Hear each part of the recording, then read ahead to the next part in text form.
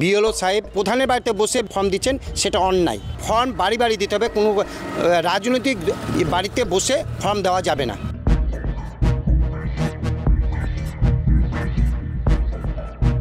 মঙ্গলবার থেকেই পশ্চিমবঙ্গে ভোটার তালিকায় বিশেষ নিবিড় সংশোধন বা এসআইআর শুরু হয়ে গিয়েছে। কোথাও বিএলওর সঙ্গে বিএলের পরিবর্তে দেখা যাচ্ছে তৃণমূলের কর্মীদের, আবার কোথাও এসআইআরে ধরা পড়ে তৃণমূল বিধায়কের 2 ভোটার কার্ড, আলাদা এপিক নাম্বারও। আবার কোথাও ভোটার কার্ডে নেই বাবা মার নাম, কিন্তু রয়েছে সন্তানদের নাম। এসআইআর প্রক্রিয়া যতই এগোচ্ছে ততই সামনে আসছে এরকম নানান টুকরো টুকরো ছবি। আজও মালদাতে উঠে এলো এমনই এক ছবি। ভোটারদের বাড়িতে নয়, তৃণমূল পঞ্চায়েত প্রধানের বাড়িতে বসে ফর্ম বিলি করছেন বিএলও। এমনই ভিডিও সামনে এনে সরব বিজেপি। মালদার চাঁচল গ্রাম পঞ্চায়েতের শ্রীরামপুর গ্রামের ঘটনা।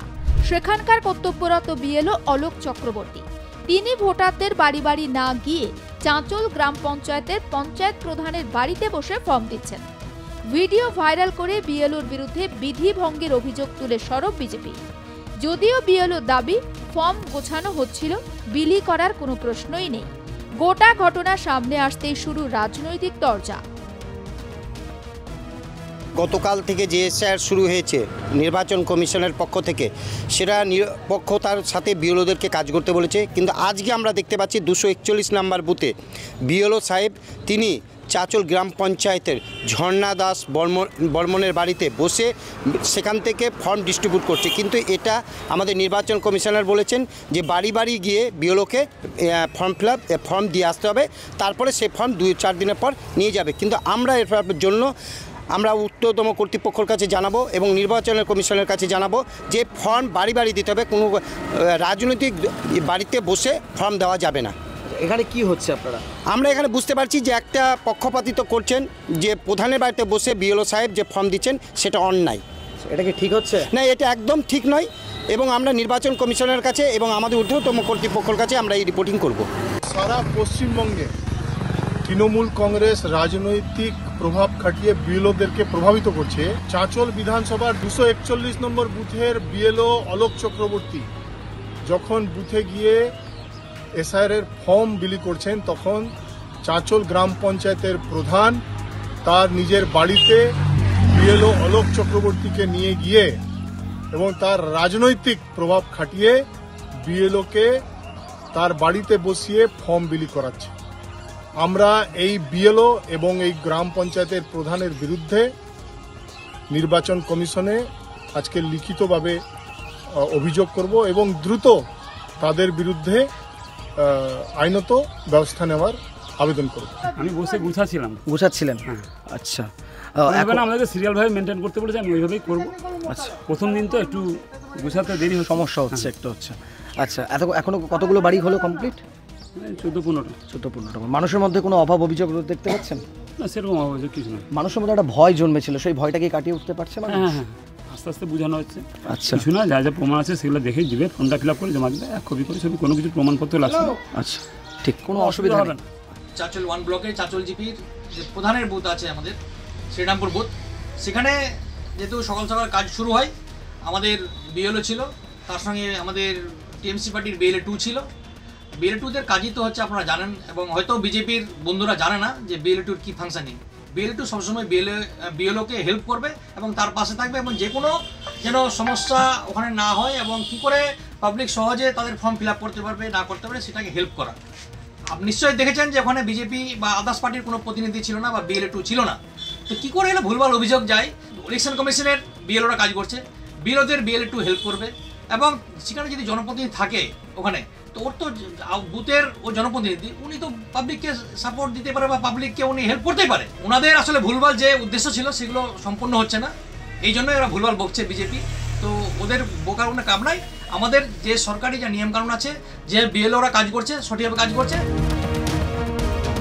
এ তো গেল মালদার ছবি। মালদার পাশাপাশি বসিরহাটে উঠে এলো আরও এক ছবি।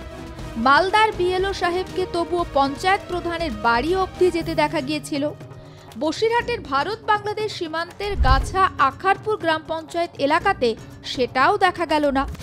বিএলও ডালিয়া মমতাজ বাড়ির বারান্দাতেই বসে এনুমারেশন ফর্ম বিলি করছেন। সেই ফর্ম নিতে গ্রামের ভোটাররা বাড়িতে এসে বসে রয়েছেন। নিজের বাড়িতে বসে এনুমারেশন ফর্ম বিলি করা ধরা পড়তেই সাফাই বিএলওর। আমরা বাড়িতে গিয়েই দিচ্ছি, বাড়ি থেকে শর্টিং করছে, কারণ বিভিন্ন জায়গায় ছড়ি চিঠি আছে, তো এক পরিবারের গুলো এক পরিবারে নেই, এগুলো বার করতে প্রচন্ড দেরি হচ্ছে। বিএলএ এসে ওর বাড়ির ওটা নেবে বলছে, দেখে আমি শর্টিং করে আমি আমারটা বার করে নিচ্ছি। আমি বলছি না, আমি দেবো, আমি বাড়ি গিয়েই দেবো, আমি বলে দিয়েছি তাকে। আকারপুর গ্রাম পঞ্চায়েতের 30 নম্বর সংসদের বিএলও ডালিয়া মুমতাজ, তিনি বাড়ি বসে ফর্ম বিলি করছেন, এসআইআর ফর্ম। অর্থাৎ এই ফর্ম নেওয়ার জন্য সকাল থেকে তার বাড়িতে ভিড় জমিয়েছেন গ্রামবাসীরা। সেখানে বিএলএ যিনি বুথ লেভেল অফিসার আছেন তিনি ঘরের মধ্যে রয়েছেন, এবং যিনি বুথ লেভেল এজেন্ট রয়েছেন তিনি ফর্ম বিলি করছেন।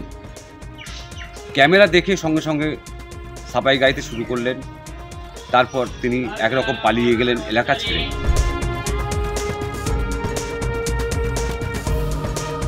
ক্যামেরার সামনাসামনি হয়ে বিএলও পুরোটাই অস্বীকার করলেন, তিনি একরকম পালিয়ে চলে গেলেন।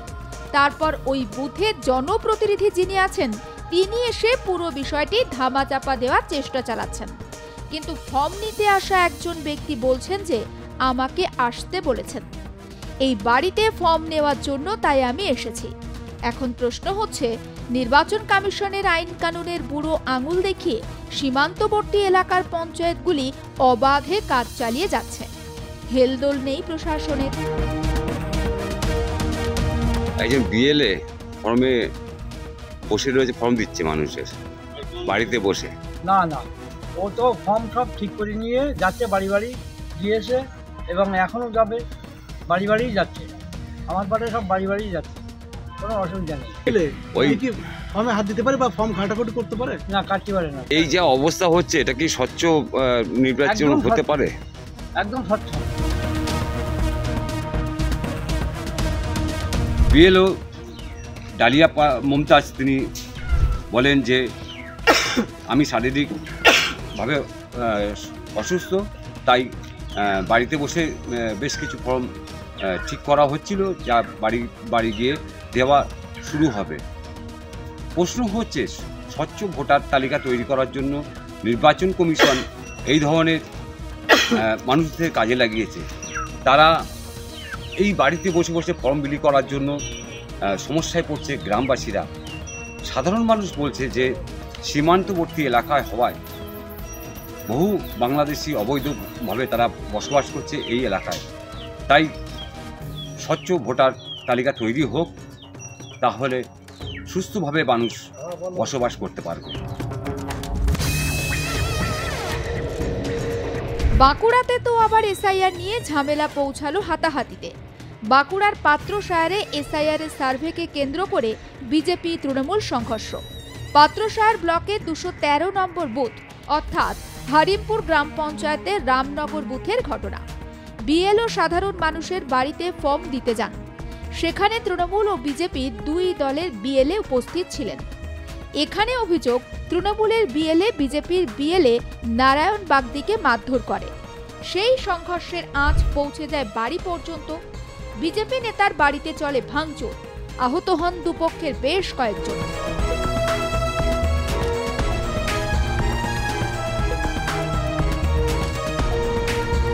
জগৎবল্লভপুর বিধানসভা রুদ্রপুর গ্রাম পঞ্চায়েত এলাকার বিএলওর সঙ্গে বাড়ি বাড়ি ঘুরে বেড়াচ্ছেন তৃণমূলের বুথ লেভেল এজেন্ট।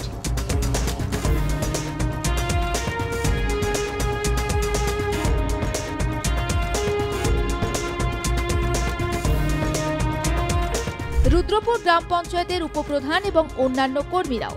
আর এই নিয়ে তীব্র আপত্তি জানাচ্ছে বিজেপি। তাদের অভিযোগ, ফর্ম বিলির সময় পঞ্চায়েতের উপপ্রধান এভাবে বিএলওর সঙ্গে সরাসরি যেতে পারেন না, এতে নির্বাচন কমিশনের বিধি লঙ্ঘন করা হচ্ছে।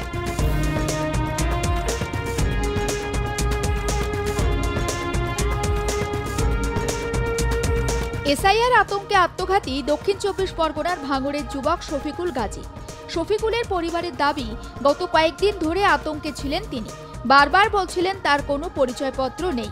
আর এই নিয়ে এসআইআর আতঙ্কে মোট 9 জনের অস্বাভাবিক মৃত্যু হয়েছে। এই ঘটনাকে কেন্দ্র করে চাঞ্চল্য ছড়িয়েছে এলাকাতে। খবর পেয়ে ঘটনাস্থলে যান ক্যানিং পূর্ব বিধানসভার বিধায়ক শওকত মোল্লা।